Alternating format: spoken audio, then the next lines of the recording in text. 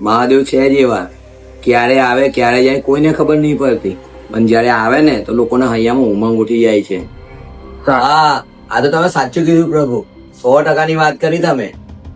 હવે તને એક વાત ખબર છે, જયારે મારો જન્મ થયો હતો ને ત્યારે મહાદેવ રૂપ બદલીને આવ્યા હતા મારા દર્શન કરવા, પણ મારી માતા છે ને એમને દર્શન જ ના કરવા દીધા. કેમ પ્રભુ?